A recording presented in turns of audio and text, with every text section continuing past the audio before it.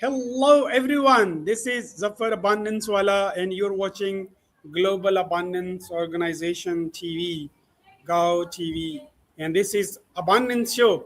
And today we have Bill Camp with us. Hello, Bill. How are you?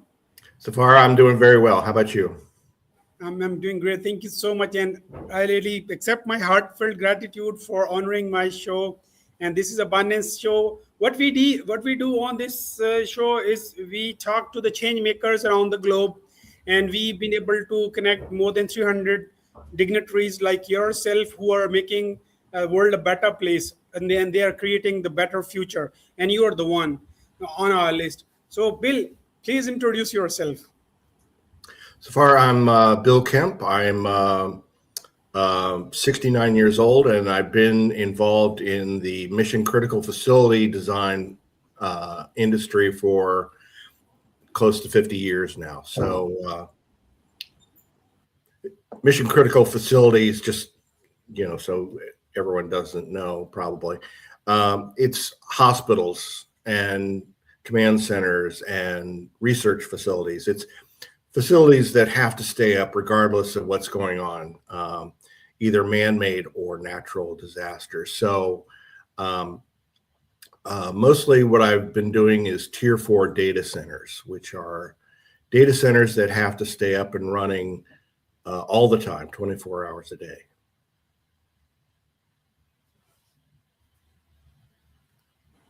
Thank you, Bill. Incredible job you've been doing. You're such a boon to the planet, and you're amazingly contributing towards making the world a better place.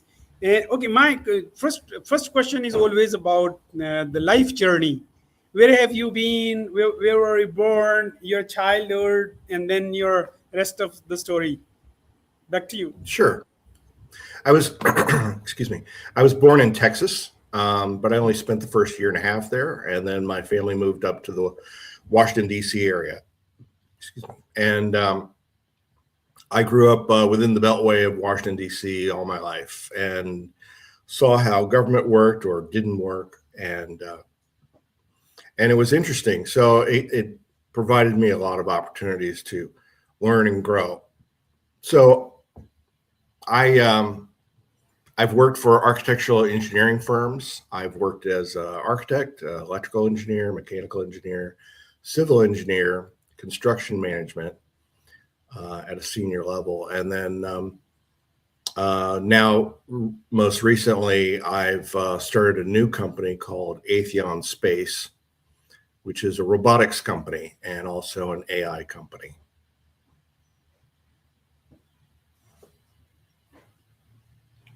Thank you, Bill. I mean, my next question is about the life journey of Atheon Space Incorporation. That's the CEO, and founder of the company. How was the story? What made you to this point, and what are you doing right now? And what's your moonshot? Well, literally, my moonshot is the moon. My journey started back in my space journey started back in 1983 when I developed robotics and the construction process for building large artificial gravity structures in microgravity. But the market wasn't there. You could have the greatest idea in the world, but if the timing is wrong, then it's not going to happen. And it didn't. So the ideas are still valid. It's just the market isn't there. So we moved forward into 2019, and in 2019, I developed a construction process and robotics for building habitats on the moon. I started with the first one, which was to be built in lava tubes on the moon. And then, but most people want to go somewhere where there's not lava tubes, like the South Pole of the moon. And so I had to come up with 2 more designs for surface architecture. So I did that. And then, again, coming back to the timing issue, while habitats are going to be needed soon, it's not now. So the first step in that every civilization has ever gone through is to find a new area, explore it, and then go back and tell their leaders what they found and why it's important. So, the moon isn't going to be any different. The first thing you have to do is go there and mine the resources.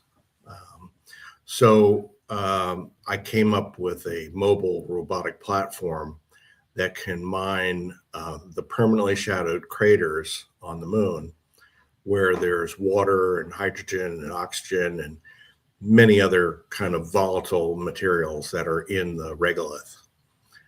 So that's what I'm currently working on.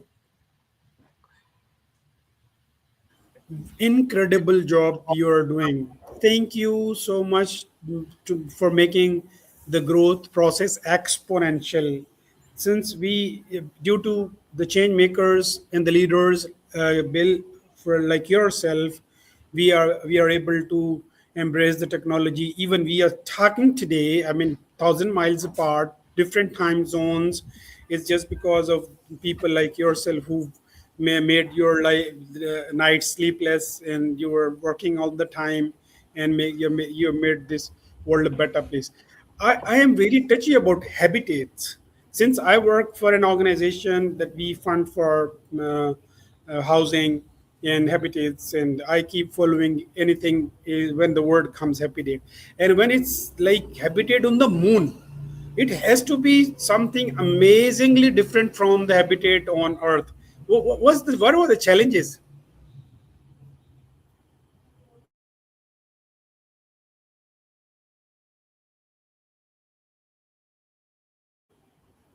Can you hear me? I see you're frozen. Can I? Are you there, Bill? Can you hear me?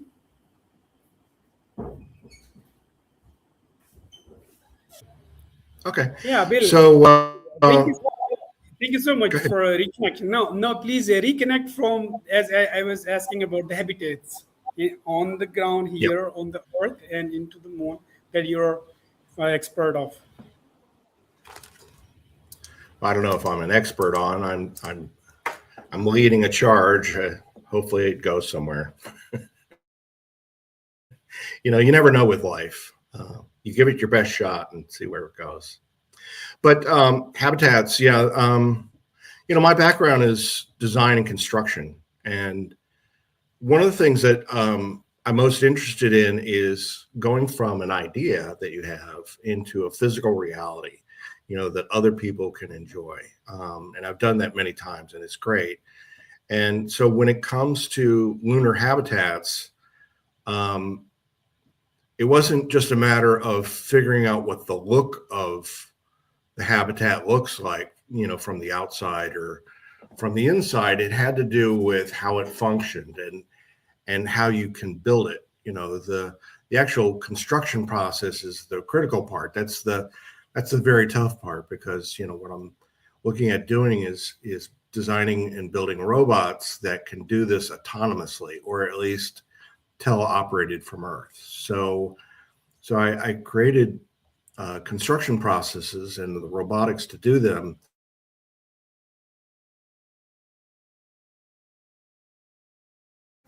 Thank you so much, Bill. And now my question is about 3D printing. How 3D printing has made your life easier since you work for design?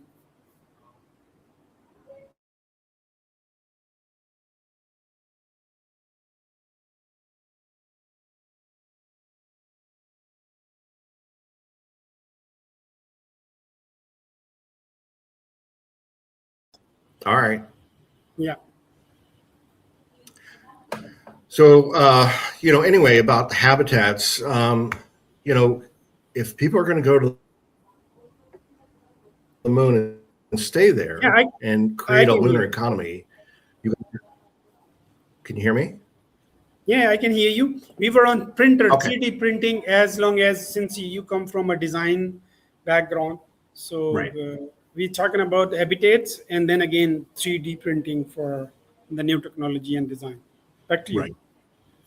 So habitats, need to be big enough to hold many people, not just 2 or 3 people. They need to hold, 10, 20, up to hundreds and eventually thousands of people. So the idea is to build this with lunar resources, not bringing material from Earth to the moon, but mining the resources on the moon and then turning that into a safe habitat for humans to be able to live in for however long they want to stay there.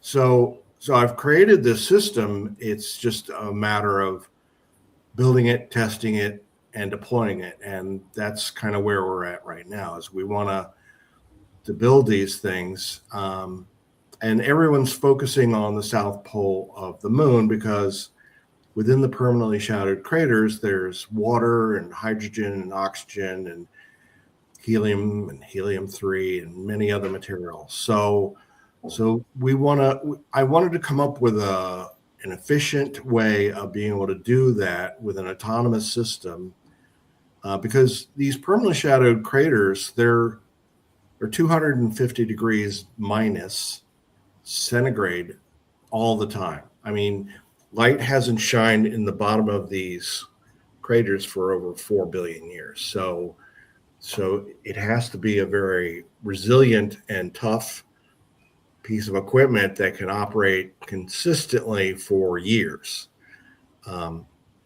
And I think that the process that I've gone about is the way to go. But the ultimate goal is to extract these materials and then to build the habitats with the materials.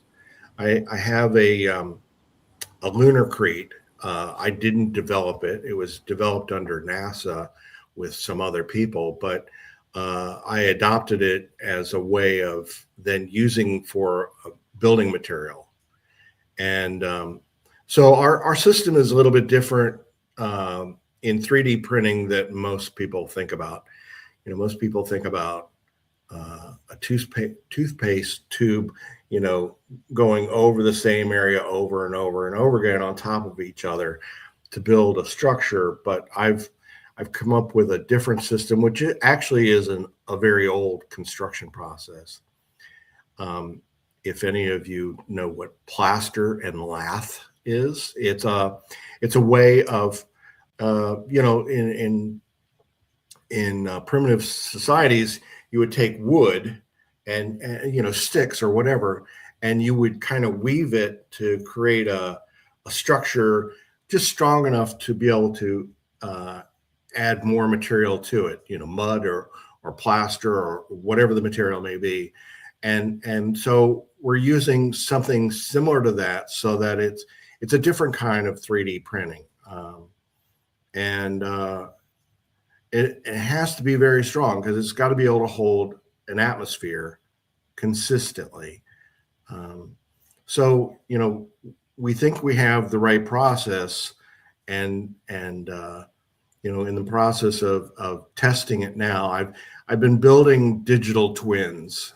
Digital twins are a way of simulating a process and equipment in a simulation that's got physics that are just like the physics that the real system would be operating in. So I built a digital twin, say, of my mobile platform for mining, and then I sent it through simulations so that we can know that it can operate safely at flat grade and at 10 degrees grade and 20 degrees grade, and we even put it on a 30-degree slope because Shackleton's crater, which is probably the steepest crater at the South Pole, it's got crater walls that are 30 degrees. So we put it in that simulation, and then we cut the strap that was kind of securing it, and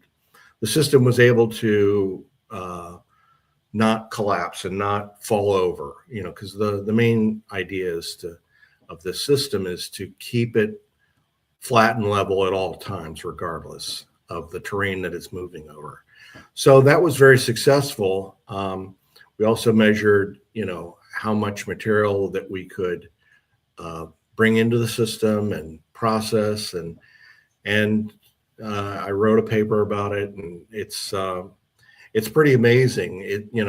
Most everyone else in the industry right now who's looking at the moon are thinking very Earth-like, in that they want to replicate a Earth process, say, of mining on the moon. But the moon has got 1/6 gravity, and it's got no atmosphere and a lot of radiation, and heat, extreme heat, hot and cold. The lunar night is 2 weeks, and the lunar day is 2 weeks. So you have to build a very tough, resilient kind of system, and the way that most people are going about it is not very efficient. So efficiency is really everything. So I've designed this and tested it, and it worked. It worked great. So we want to pursue further. We want to.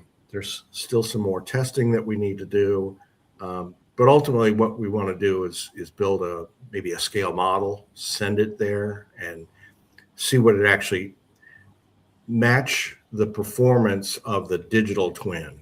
You have to synchronize digital twins with a physical twin so that you can see whether your hypothesis and methods are actually aligned with each other. That's important. Wow. Bill, what you're doing is the creation of the future. My platform and my whole effort is like Global Abundance Organization. And I believe the world is already abundant.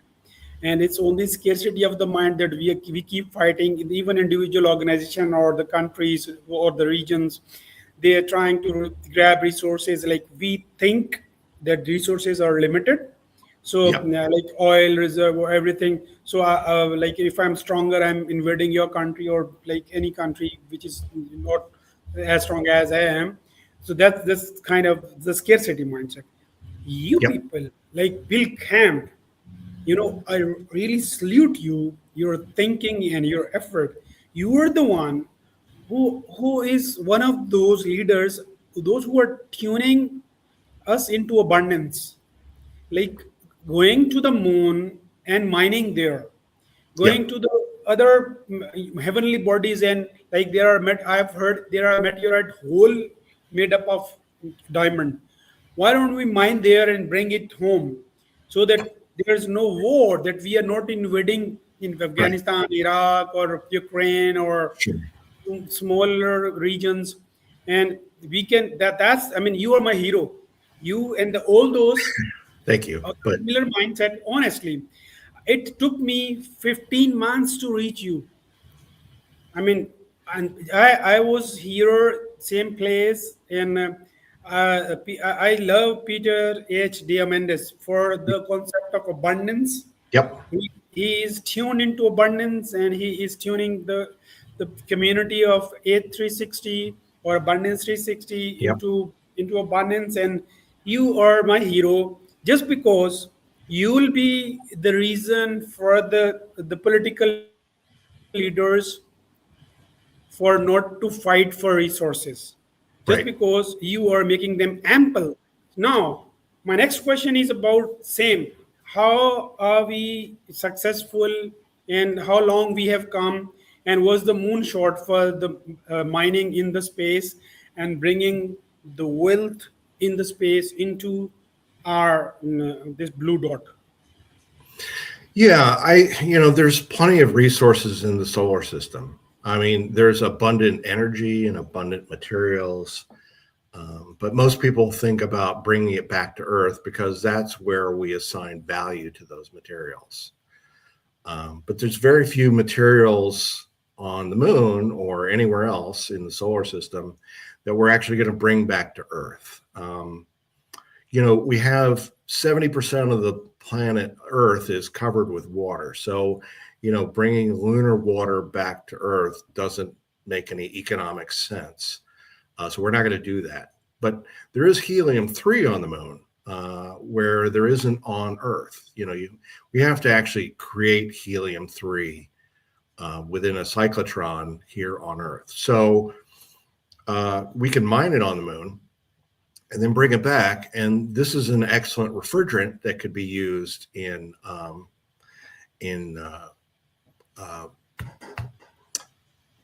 computing systems that need to be very cold, or MRIs, or other kind of diagnostic equipment.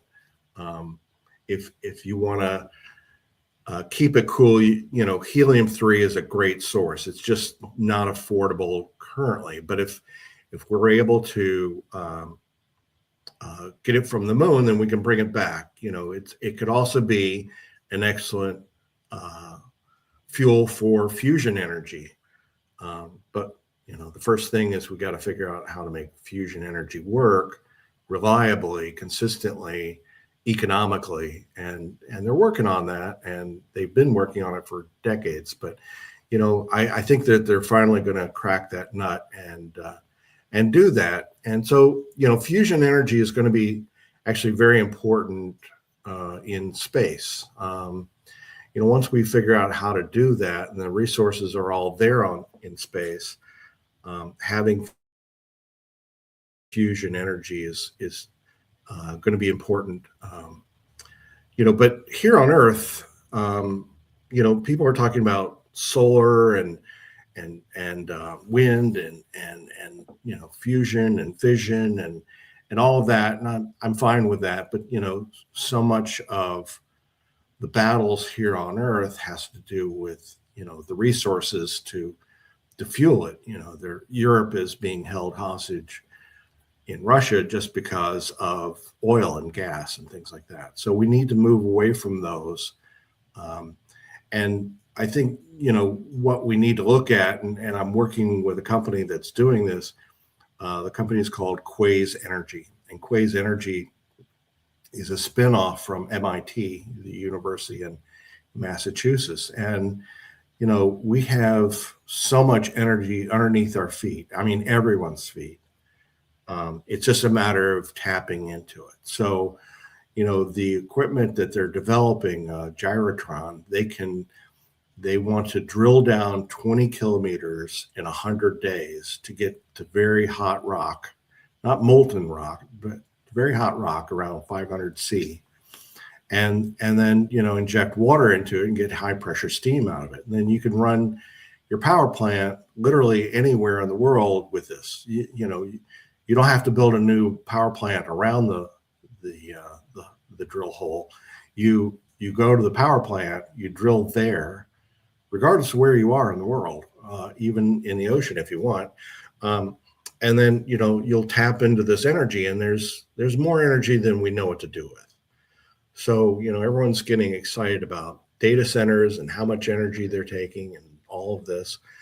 And so if you tap into geothermal energy, we'll have all the baseline baseload energy that we'll ever need.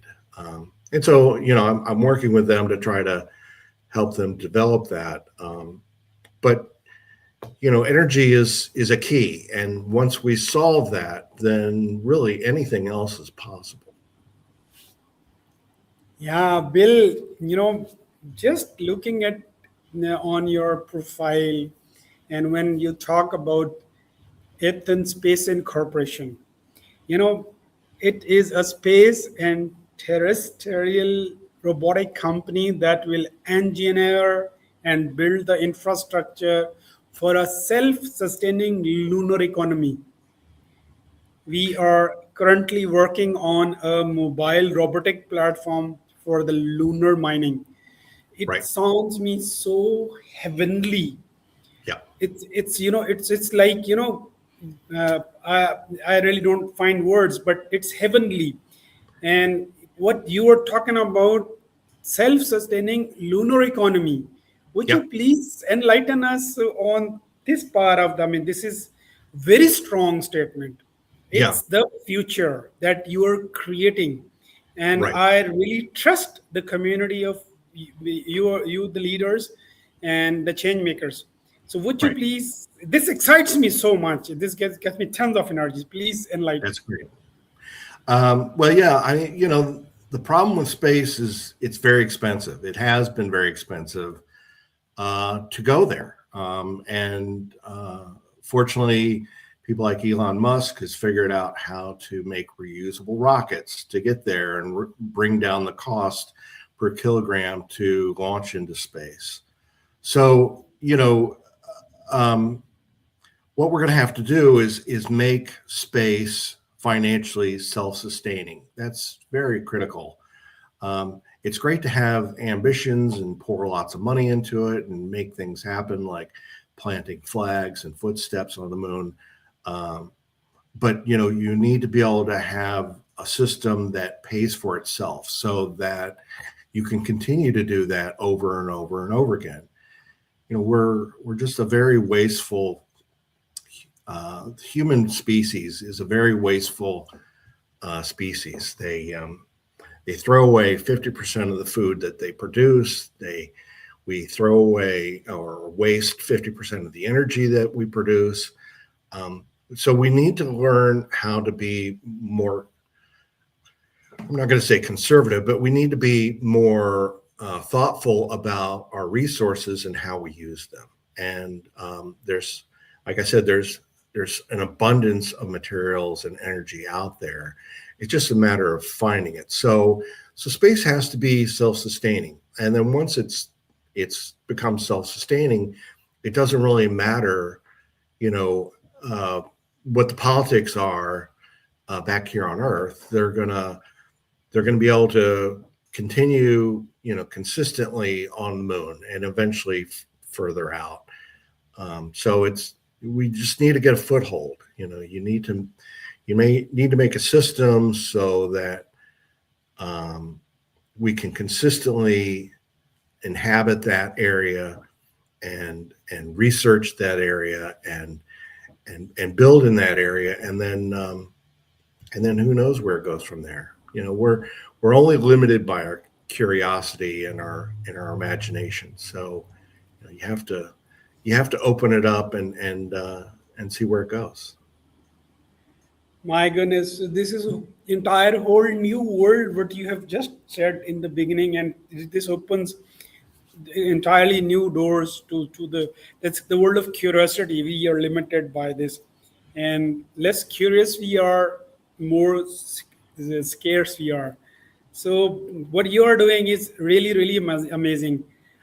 There is a moonshot on X Prize in the one prize for the affordable living as a service. So there is a buddy in X Prize who won this affordable living as a service, and he has calculated that we can live, as you were talking about, that we are wasting lots of resources, the mismanagement, and just maybe there are a few technological limitations also, but more of mental ones. Okay, that's in $250 only. He offers to build an ecosystem of housing, food, Yep. Connectivity, mobility, and energy or usage utilities. If we add only two things, one's health and education, that makes most of the people's life complete.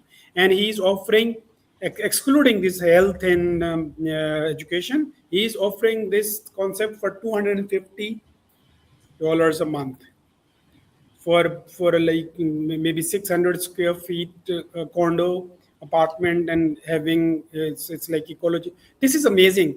Since you're also that's my moonshot, or like this is my, I love it through. It's very close to my heart. So as you said, when we were talking about habitats on moon for the people who are mining there, or like other projects they are there, so you talk about the efficiency. Mm-hmm. Is there any advice that you like to extend to the gentleman who's working on this affordable living as service? Sure.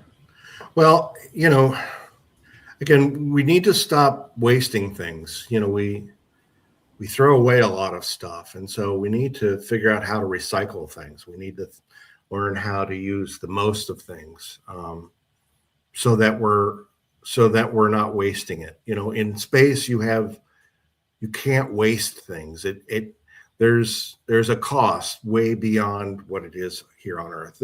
We live in a paradise here on Earth. I mean, we take it for granted, but compared to the moon, the Earth is literally a paradise. So, we need to figure out how to not only get those resources that we need in order to sustain ourselves, but we need to utilize them in the most efficient way so that we can continue to do that. And the problem isn't so much the resources. The resources are there. The problem is us. We humans, we're confusing each other in what our aspirations are. And so, we need to figure out how, between us all, how we operate with each other. We need to be able to cooperate and understand and be patient and helpful to each other instead of working against each other.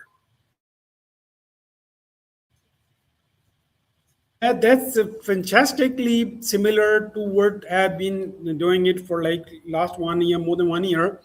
Let's cooperate, collaborate, and coexist in respect to each other's with the respecting each other's differences. Right. And let's tune ourselves into abundance. We need not to fight. As you, frankly, probably you are one of the most appropriate person commenting on Earth as a heaven when comparing to the other heavenly bodies. As you are focused and traveling, and you got a lot of research, and this ecosystem. Very rightly said. What's everything is in abundance on Earth, but we are disgruntled probably, and we are not thankful to what we have, and what's not there. We keep fighting. But again, going back to limitation of the curiosity. So my question is about curiosity next. How we can broaden our perspective so that we can jump into the higher energy orbit? How can we do it? Is that what you're asking? Since we are limited by curiosity, and very well said by you, and that's my belief too. How can we just enlarge the canvas, or so that we have more energy, and then we can just jump to the higher energy orbit? Yeah, no, it all boils down to cooperation. We need to learn how to share, how to work together as a species. That's critical. If we don't do that, then we're not gonna get very far. Individually in small groups, we're able to do certain things, but it's when we all come together that it gets better. United States, NASA has been working on the Artemis program and trying to build a community of other countries to work together to operate on the moon efficiently, so that everyone has an opportunity to get involved. Because nobody can own the moon. The 1967 Moon Treaty, which United States and other countries signed back then, it kind of details what we can and can't do. And so much of our lives here on Earth it revolves around commerce and ownership and things like that. But we're going to have to get beyond that. We need to, corporations want to be able to control the resources, but at some point we're going to have to work together to share those things, and that's the hardest part. It's the human part of connecting humans to humans. That's really the most difficult part. And so we need to kind of suspend our self-interest and start to work as a group. And that's what I'm hoping to do. There's so much capability, so much opportunity, And if we can just get out of our own ways, we can accomplish so many things. You know, this is touching the world of limitless possibilities. You touch my heart. The Global Abundance Organization and this platform, Abundance Show, Uh-huh. this is what exactly you said. Yep. I'm knocking everyone's door. Like, I mean, this is taking a lot of time and efforts and energy. That since I also this is my social platform so far because, but I mean, this is what you said exactly. That I want to connect humans with human. I'm Yes. not a scientist. Yep. Probably I'm nobody. But what I'm trying to knock Bill Camp's door, and he's an exponentially growing person, and he believes what he's doing is you are the person of limitless curiosity, and you are creating such a broader vision of what are you doing. So I want, I mean, that's what I do.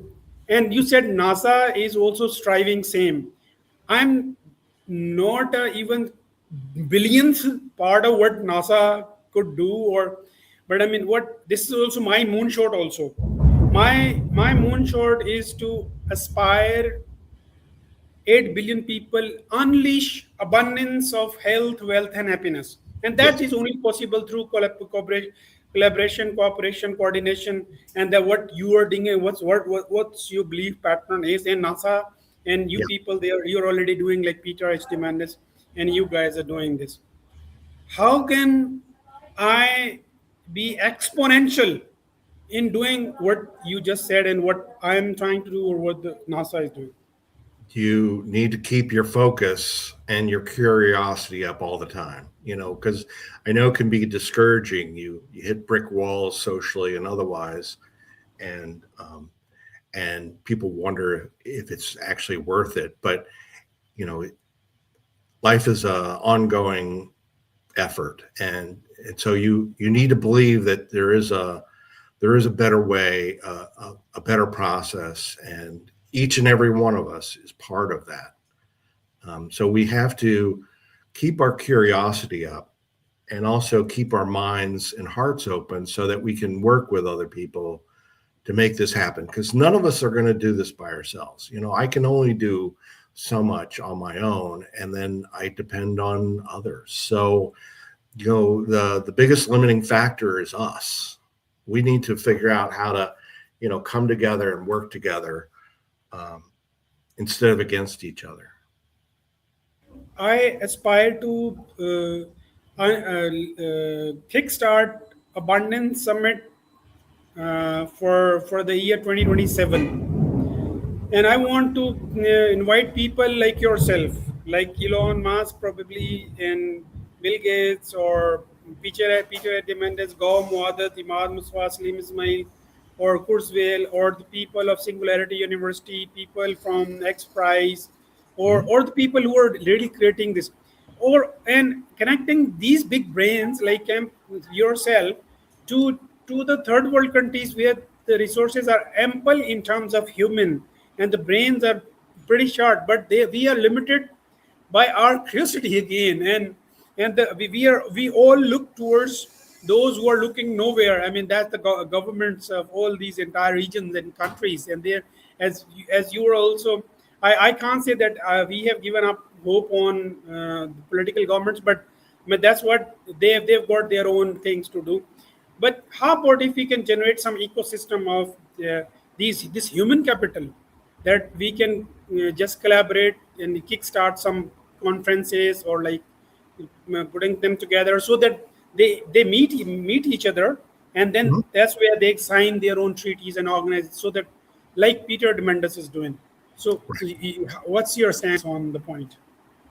Yeah, it's what Peter's doing is great. I first met Peter in person back in, I think it was 1985 when he started the ISU, the International Space University at MIT. And so he hosted this very first session at MIT, and it was like 2 or 3 days of listening to leaders of different industries and technologies and professors and industry leaders. And it was encouraging. I mean, it was, hearing people talk about the future in a positive and good way was uplifting. And so we need more of that. And, Peter's great because he's a great cheerleader. He focuses on the positive and kind of rejects the negative. The negative is always going to be there, but we have to uplift the positive potential of ourselves and focus on that, because too many of us are concerned about the negativity of life, and that just drags us down, and we get into a quagmire mentally and physically. So we need to inspire people to want to be better, not just for themselves, but for their community and for everyone. So, that's a hard thing to do. It's, we got 8 billion people all moving in different directions, and herding all those kittens into a closet full of barking dogs is often very difficult. Thank you, Bill. How about like a person like myself who's all the time collecting these resources, human resources on one platform, and Peter Diamandis doing same, because NASA has got the similar vision, and that's what your belief pattern is, and Yep. that's one way of expansion of our human curiosity. So, what's the advice that you would like me to give, or like this third world people who can contribute to the bigger objectives of the world, and we feel inclusive? And as living in this part of the world, we feel like not included. So we don't find the ownership in the global projects, and whereas you are the leaders, and what's that can be done to reduce the gap, so that you would find brilliant brains everywhere, and we are not exception. This region is not the exception. So Right. there are tech people, brilliant one in my part of the world, and we are doing great things. But since there are certain limitations, just because I don't want to go political, and that will take us nowhere too. So converging my energies towards networking. Yep. What's the formula that you want to give me, so to generate value out of this networking? Right. So most people think, that it requires technical knowledge and expertise. But really, the first step is building a community that shares certain goals and ideas. And once you identify them and you band together and you communicate with each other and express, your desires, and work together, then much can happen. I would encourage everyone to utilize artificial intelligence as best as possible, because what's going to happen in the next 5 to 10 years is going to be the most disruptive time in human history, of all human history. And I'm not saying it's going to be totally bad. I think ultimately, I agree with Peter and others that it will be exponentially great for everyone. But that really depends on what people, decide on. But, if people individually would start to communicate with AI and just ask questions, educate yourself, learn about different things that you're curious about. Before I built my digital twin, my first digital twin, I didn't know how to do that. I didn't know how to program. I'm not a programmer. I spatially program, data centers and equipment and things like that. But, I was able to utilize AI to extend my curiosity and interest and be able to do things in a relatively short period of time that I couldn't have done by myself. I've been looking for other people to work with to build these digital twins, and it turns out I could do it on my own, just using AI. So I really encourage people to use AI to educate themselves, to learn more, to form the skills that they want to, that are based on their curiosity, and then find the community of people that are like-minded or complementary to your ideas, and band together. It's really critical. Wow, you spoke my heart out when you talk about community. That's my touchy point, and I love it. That's what I have been doing since I was a kid. Because my Yep. best friend was my father, and he's died. I mean, 22 years earlier. Then I went into his community, and ever since my best friends were my teachers. And Yep. where I live, there the elderly people are there. I mean, my work buddies are like the senior guys, and I Mhm. love them just because the wisdom comes from the experience and knowledge and the traveling they have. And Yep. so now, when you talk of two things in this part of the discussion was community Mhm. and the technical knowledge. That's what limits me also. I see, since I'm not an astronaut, since I'm not an aeronautical engineer, since I'm not a coding person, or like even this language is not my first language. It's very difficult to communicate. I mean, still I find uh, you would find a lot of gaps and glitches and things in my what I'm talking about. But since my passion is to connect, Yep. I am a community guy. Yep. Even I can't walk if don't have walk buddies. I mean, I love gathering, getting them connected together. That's what I've Yep. been doing, and that's what is my massively transformative purpose also, to That's great. inspire, That's to needed. inspire, inspire 8 billion people, unleash abundance of health, wealth, and happiness. That's what I want to do it on my last day of my life too. So here I am. Get me connected to someone in NASA, in someone in Peter Diamandis community, so that what they are doing, I can bring that thinking to this part of the world. What Right. I'm doing through this abundance show, and Right. I really admire, and even I do not have words to thank you, and really can't thank you enough for like pinching out your time and being that patient, and I want to keep you connected. Thank you so much for giving me your personal number. And what's that you want from the third world countries? The resources are cheaper. Human resources are very cheap. Hours are cheaper. They can be connected to your cause.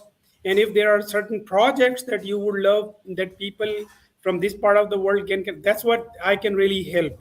I know the few communities, and even in US, there are like half a dozen communities that I'm connected with. Amazing people. What I'm learning, and what I reached you just because of these great ladies and gentlemen there. So help me go exponential. Back to you. Okay. Well, again, it's the greatest thing you could do is ignite the fire within each of us. If people's curiosity and hope uh, becomes greater, uh, and people start working together, then there's nothing we can't do. So I know it's difficult because everyone's kind of moving in different directions. They have different goals and priorities and so forth. And I get that. There's the noise of life, and we need to be consistent in our communications with each other so that we're not working against each other. We're working with each other. So many people focus on the technology, but it's really the human resources that make that happen.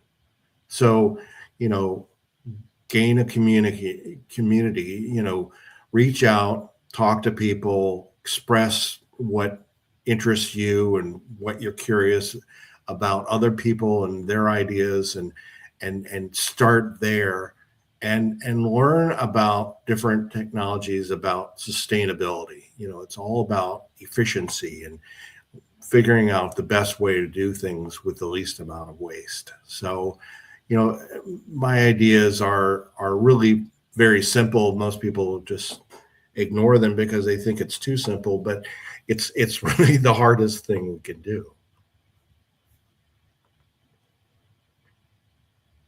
What you're doing, the future will tell much better about, just because one needs to go there to get you all. What you're saying right now can only resonate those who are already thinking that way. So thank you so much, Bill, for being on my show, gracing this abundance show. And you're already abundant person, and you're tuned into abundance. And thank you so much for being that big abundant heart to the entire, and to be that inclusive in thinking also. And that thank you so much for having such a beautiful thought, the thought of yours, that be collaborative, cooperative, and coexistence, and that will make us more exponential. Thank you so much, Bill Camp. It was an honor to host you on my show. But before I go, uh, I would like you to please give a message to the blue dot one, and lastly advice to me.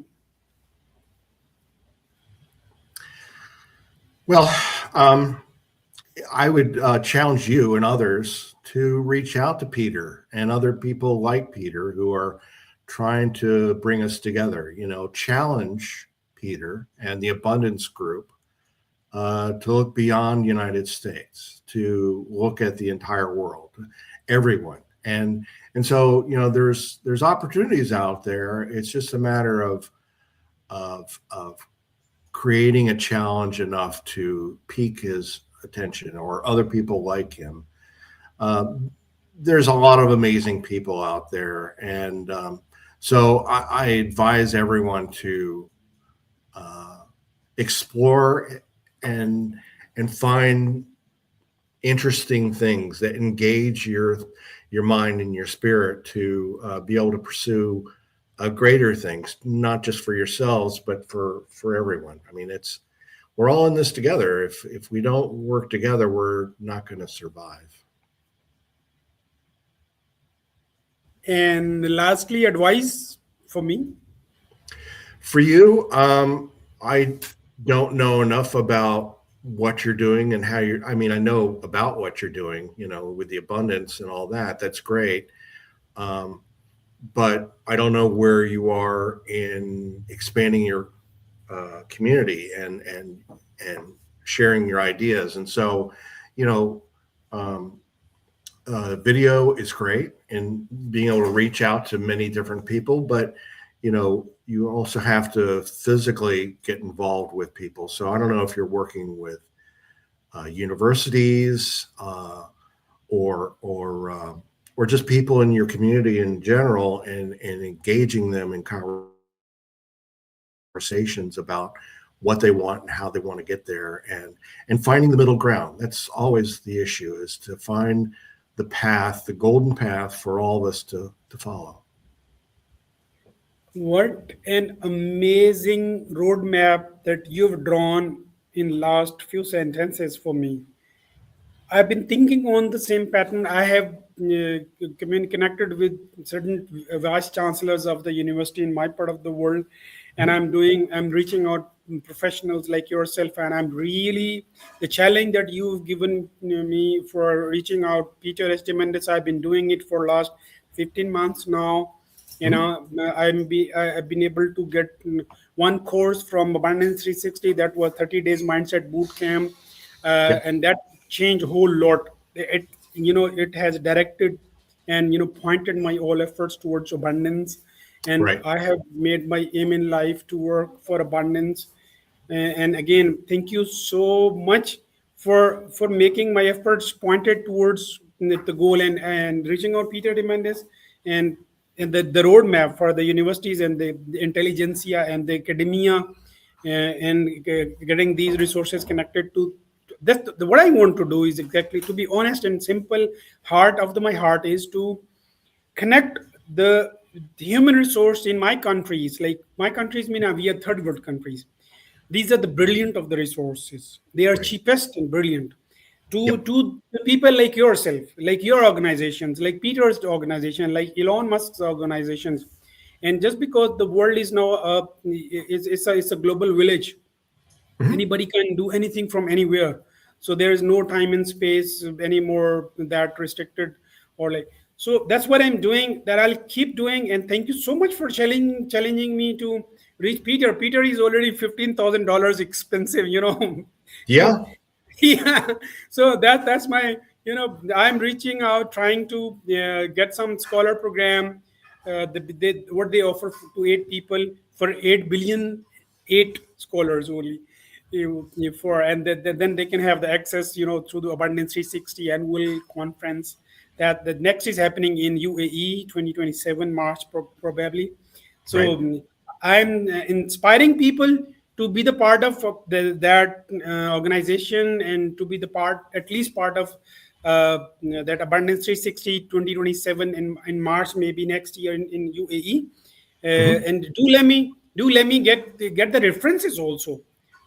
Help me catalyze the process what I'm doing, just because time is very short, and got a lot to do. I want to Yep. go exponential. Thank you so much, Bill Camp. Every word you said resonates my heart, and that's what is my mission, vision, and my values, and what I'm doing. I'm in Pakistan. This part Mhm. of the world needs the resources you have, and the resources we have. You need us. I mean, we can, this we can complement each other towards Yes. a mega success, and we can go exponential, and we can fetch a lot of resources in the space that you are already on. Thank you so much for being there, for doing what you're doing. Stay blessed, and bye bye. Thanks. Have a great day. Bye bye. Thank you, and don't go.